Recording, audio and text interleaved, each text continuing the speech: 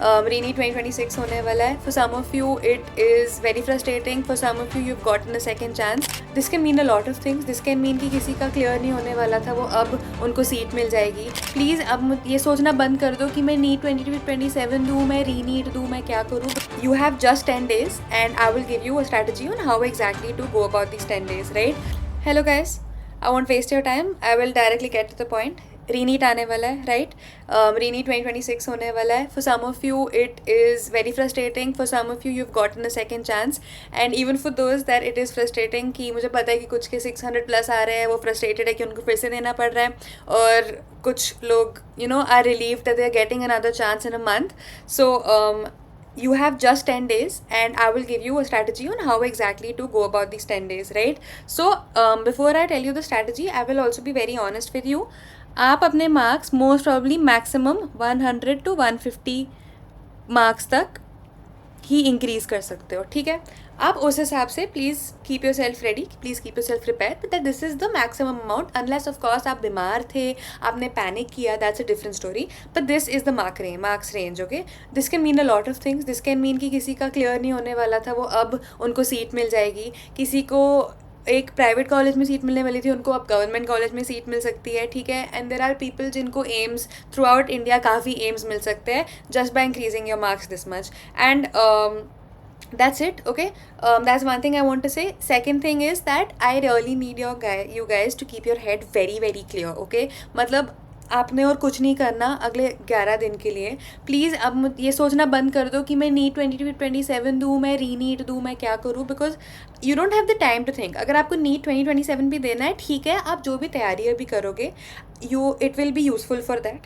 And if you are worried about missing out on some classes on the NEET 2027 courses, do not worry, you can cover them up, ठीक है. But if you are giving re-NEET 2026 and if you are sure you want to do your best in that, then please focus and give it your all for the next 11 days, okay. So other than that, you just have to give it your all, okay. Now how to do that, I will quickly tell you what your timetable over the next 10 days should be. तो 21st जून को है, right? And we are assuming कि 20th को कोई पढ़ाई नहीं होगी because NEET से एक दिन पहले I would recommend all of you to take some rest, calm down, okay. So from today, which will be the 9th 10th of June basically, depending on whatever time you're seeing this, till 19th, तो आपके पास 10 days है. What are you supposed to be doing here? The first and most important thing I will tell all of you is that none of you need to pick up anything new, ठीक है. So please remember, do not pick up anything new. आपके पास कुछ time है. You have to focus on your strength and that's it, okay. Focus on your strengths and keep yourself healthy. खाना खाओ अच्छे से, rest करो and focus on your strengths. I'm not going to just be bullshitting and giving random advice. I'll give you like a detailed plan also, but this is just something I want all of you to know because these are things that will apply to all of you. You just have to focus on your strengths. इसका क्या मतलब है कि जो आपको चीज़ें already आती हैं उनको ही reinforce करो, right? So this will be divided into things that you already know in bio, chem, physics, right? And how is your average day supposed to go? So mock tests you should be writing. अब every day या every alternate day आपने mock tests लिखना ही लिखना है, ठीक है. One से एक दिन में एक से ज़्यादा मत करना please, but every day / every alternate day, ठीक है. You have to write a mock test. And what time? You will write this at 2 to 5 PM, right? The same time as NEET. तो आपने हर दिन मॉक टेस्ट लिखना ही लिखना है and या फिर एवरी ऑल्टरनेट डे लिखना है. वेरी इंपॉर्टेंट इज़ उसका एनालिसिस, ठीक है. अब एनालिसिस आप कैसे करोगे? बायो में जब आप एनालिसिस करोगे, ठीक है, आपने कैसे करना है, आपने बस जो क्वेश्चन है दैट आपका गलत हुआ है उसके आसपास का पेजेस, बस वो वाला पेज देखना है या उससे रिलेटेड चीज़ें देखनी है. जैसे अगर आपका कोई कॉन्सेप्ट गलत हुआ तो आप बस वो वाला पेज पढ़ो एंड क्लियर द कॉन्सेप्ट. अगर आपका कोई एग्जाम्पल गलत हुआ आप फिर से एग्जाम्पल्स खोलो और एक बार रिवाइज करो. 10 मिनट से ज़्यादा एक क्वेश्चन को नहीं देना, आपके पास टाइम नहीं है. सो एन एनालिसिस 1-2 पेजेस अराउंड, ठीक है, / वो वाला कॉन्सेप्ट, ठीक है. अब केमिस्ट्री का गलत हुआ तो आप कैसे करोगे? अगर फिजिकल केमिस्ट्री का गलत हुआ, राइट, तो आपने बस उसके 2-3 क्वेश्चन सॉल्व करने हैं एक्स्ट्रा, ठीक है. एक बार सोल्यूशन देख लिया और खुद 2-3 क्वेश्चन सॉल्व कर लिए। अगर इनऑर्गेनिक या ऑर्गेनिक का हुआ, ठीक है, what I would recommend is organic में भी 1-2 पेजेस आसपास के देख लिए, वैसे टाइप के क्वेश्चंस और कर लिए, ठीक है, ऑर्डर्स एक बार रिवाइज कर लिए, और इनऑर्गेनिक में उस जो भी फैमिली है, ठीक है, उस फैमिली के एक बार सारे कैरेक्टरिस्टिक्स ऊपर से देख लिए बस रफली। फिजिक्स में आप क्या करोगे, सबसे पहले तो आप जो भी क्वेश्चन गलत हुआ है उसका आप कॉन्सेप्ट क्लियर कराओगे, ठीक है, and once you get the concept of that question clear, what will you do, you will solve 2-3 more questions like that, ठीक है। This is how you gonna do your analysis. अब एक सवाल है जो सबका आता है कि इतने कम टाइम में रिविजन सबकी कैसे करें, नहीं कर सकते आप, you can not complete revision of everything. So revision, majority of you are already going to be doing good in bio। उसका मतलब ये नहीं है कि आपने इस 10 दिन में बायो छोड़ के फिजिक्स और केमिस्ट्री में मार्क्स बढ़ाने की कोशिश करनी है। प्लीज़ अंडरस्टैंड, मैंने आपको क्या बोला है, focus on your strengths, which means कि while you try to improve your marks in chemistry and physics, you need to keep bio as strong as it was and make it better। and how do you do that? आपने paper लिखना है 2 to 5, आप हर सुबह जब आप उठोगे आपने revision करनी है 2-3 बायो चैप्टर्स की, ठीक है। और कैसे करोगे, एनसीईआरटी से, बस आपने एनसीईआरटी से रिवीजन करनी है। आपको आप एनसीईआरटी से कर सकते हो अगर आपको अगर आप जल्दी से रिवाइज कर सकते हो। अगर एनसीईआरटी से नहीं हो रहा जल्दी से रिवाइज, आपने नोट्स बनाए होंगे, ठीक है, बहुत सारे हमारे टीचर्स के बहुत अच्छे नोट्स बने होते हैं जो बस एनसीईआरटी से होते हैं, वो करने हैं। अगर आपकी बायो ऑलरेडी बहुत स्ट्रॉन्ग है, where you already good at revision, then what you do is you solve a few chapter wise questions, okay, chapter PYQ, chapter questions, that is what you do in the morning, ठीक है। फिर थोड़ा सा break लिया, फिर आई chemistry की बात, ठीक है।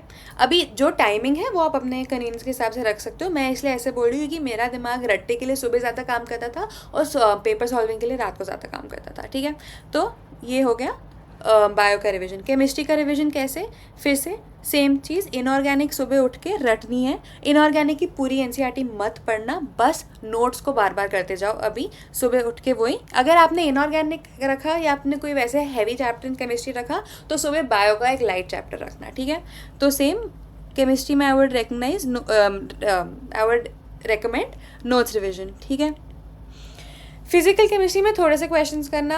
अभी देखो पेपर आप प्रेडिक्ट नहीं कर सकते, मैं भी प्रेडिक्ट नहीं कर सकती, बट फिजिकल केमिस्ट्री के उतने ज़्यादा क्वेश्चंस नहीं आते। तो if you are really strong at physical, solve a few questions, make sure you keep the फॉर्मूले इन माइंड, ओके, अच्छे से। बट बिकॉज उतनी ज़्यादा वेटेज नहीं है, don't focus on that. Again physics में क्या करना है आपने, सबसे पहले आपने, you all have to ensure कि आपकी 11th की फिजिक्स अच्छी हो, ठीक है, specially the first few chapters. अगर आपको कुछ नहीं आता फिजिक्स में, बहुत सारे हैं जो बोल रहे हैं मेरे 40-50 मार्क्स आ रहे हैं, ठीक है, जो आपको आता है उसके क्वेश्चंस करो। और अगर आपको बिल्कुल ही कुछ नहीं आता, पूरी ही फिजिक्स वीक है, तो आप बस 11th ग्रेड की फिजिक्स की 1 शॉट वीडियो देखो, ठीक है। गाइज ऑल्सो ये this advice is not applicable to everyone, this is only if your physics is weak. आपको एक लास्ट डिच एफर्ट करना है, 1 शॉट वीडियो करो और उसके साथ साथ you do PYQs in physics, okay, और फॉर्मूले जो है वो रट लो, ठीक है। फिजिक्स में ये करना है आपने, okay. This is revision, analysis हो गया, ठीक है, और PYQs कैसे करने हैं।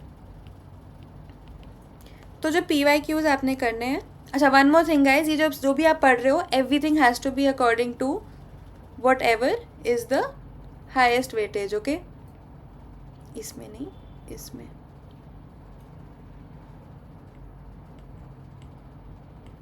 What does that mean? कि जिस चीज़ से ज़्यादा सवाल आते हैं हर साल, वही उस पर ज़्यादा फोकस करो, ठीक है। जैसे बायो में focus on molecular basis of inheritance, focus on genetics, focus on biotech. Please make sure these chapters are done, ठीक है। डू नॉट, आपके पास टाइम नहीं है, don't try to finish everything, do little and do it really good, ठीक है। Just pick up the high weightage, pick up whatever is strong, ठीक है। अगर मुझे आपका ऐसे, if I make a Venn diagram, these are high weightage topics, okay, and these topics are what you are strong at. All of you right now need to focus only on this. जो high weightage है and things that you are strong at, this will vary for everyone else, but अभी बस ये करो, this is what you have the time for. Okay, now back to PYQs. किस किस के करने हैं? फिर से बायो में हाई वेटेज. ठीक है, वाइट कलर. हाँ, बायो में तो ऑनेस्टली हाई वेटेज इफ़ आपके मार्क्स लो आ रहे हैं, but if you are scoring good, finish the PYQs of all bio chapters. हर दिन आप थोड़े थोड़े कर सकते हो. ठीक है, दिन में एक मॉक टेस्ट लिखना. ठीक है, and this is the time to write as many mock test as possible. Do it and make sure you have done your PYQs. ठीक है, PYQs लिखो. ओके, केमिस्ट्री में कैसे रिवाइज करना है आपने, मैंने क्या बताया, फिजिकल के लिए फॉर्मूले करने हैं और ऑर्गेनिक और इनऑर्गेनिक के लिए बस नोट्स रिवाइज करते जाने हैं. ठीक है, while doing the PYQs. In fact जब आप केमिस्ट्री के PYQs कर रहे हो, अगर आपकी केमिस्ट्री वीक और आपके पास कम टाइम हो, आई वुड रेकमेंड कि PYQs करते हुए आप साइड पे ऑर्डर्स खुले रख लो. आपके जो ऑर्गेनिक के ऑर्डर्स हैं वो खुले रख लो, इनऑर्गेनिक के ऑर्डर्स है, इलेक्ट्रोनेगेटिविटी जो भी वैल्यूज़ हैं उन सब के ऑर्डर्स खुले रख लो. पढ़ाई और क्वेश्चन अगर साथ में होगा तो ज़्यादा याद रहेगा. प्लीज़ रिमेंबर, ये मॉक टेस्ट के वक्त आपने नहीं करना है, that is cheating. But while you are doing the PYQs you can do that, it will actually increase your attentivity. ठीक है, और फिजिक्स में भी आपने क्या करना है, सारे के क्वेश्चन तो आप कर नहीं सकते, तो जो आपके स्ट्रॉन्ग टॉपिक्स हैं एंड जो हाई वेटेज टॉपिक्स हैं, ठीक है, उनके फिर से आपने PYQs करने हैं. Okay, this is how it should be going. So what are you going to be focusing on these 10 days? You have to focus on tests, on revisions and on PYQs. Okay, this is the rough looking up of this thing. Now the next segment I'm just going to be telling you what you should be doing according to your marks. ठीक है, if you are a student who is currently scoring 400 to 500, right, the strategy that I have told you right now, जो मैंने आपको बोला है, this works. ठीक है, अगर आप 500 से 600 में हो, ठीक है, आई वुड रेकमेंड कि आप पूरी बायो की NCERT करो. ठीक है, do not just focus on your strong parts, do the entire bio NCERT. ठीक है, बिकॉज आपका अभी एक मौका है where you can really maximise your marks. मैंने क्या बताया आपको, 100 to 150. Do the entire bio NCERT. ठीक है, केमिस्ट्री में आपने क्या करना है, इनऑर्गेनिक के नोट्स रिवाइज करते जाओ, ऑर्गेनिक में क्वेश्चंस करते जाओ NCERT से. ऑर्गेनिक की आप NCERT करो, again if you are in that marks bracket. ठीक है, और फिजिक्स में just keep solving questions, formula की शीट सामने रखो और क्वेश्चन सॉल्व करते जाओ रोज़ के रोज़ टाइमर के साथ. ठीक है, और again if you are in this bracket, try finishing the paper in 2.5 hours. And the 600+ students, guys आप एम्स आओगे. ठीक है, प्लीज़ कम, यहाँ पे आओ. you have the chance to, you have an opportunity to, you have this golden opportunity AIIMS आने की. आप प्लीज़ आओ. बायो में आपको पूरी NCERT से ही करोगे आप, you will not read anything else, you will do the NCERT notes. In chemistry organic just from NCERT. ठीक है, inorganically if you have your own notes that would be better. ठीक है, but even if you don't, we have a lot of notes, that's not a problem. और PYQs ख़त्म करने ही करने हैं. And in physics and mock test you have to write, do not write difficult mock test. ठीक है, write need based mock tests. Now there's one more thing that I want to tell you, ठीक है, and this is for motivation, right, that I really want to tell you guys, and a reality check. ठीक है, कि please understand that मैं ये paper predict नहीं कर सकती, आप भी नहीं कर सकते. Okay, and the thing about this paper is that some people will tell you कि ये मुश्किल होने वाला है क्योंकि रीनीट है. कुछ बोलेंगे कि नॉर्मली जब गलतियाँ होती हैं तो पेपर आसान होता है. जो भी आपके फैक्टर्स कंट्रोल में नहीं है, I want you guys to stop thinking about them right now please. ठीक है, दिस इज़ योर चांस. 10 दिन है, आपने इतने टाइम से मेहनत की है, साल से की है, 2 साल से की है, 3 साल से की है. For you 10 days is nothing. ठीक है, so please understand, stop focusing on the bullshit around you. ये सब बोलना बंद कर दो कि दीदी पेपर मुश्किल होगा, पेपर हार्ड होगा. आपको क्या लगता है किसकी वेटेज होगी? मुझे नहीं पता, किसी को नहीं पता. और अगर आपसे कोई बोल रहा है कि पेपर ऐसा होगा वैसा होगा, वो झूठ बोल रहे हैं, उनको भी नहीं पता. ठीक है, so what ever is not in your control, stop focusing on it and please just focus on what is in your control and that is your prep.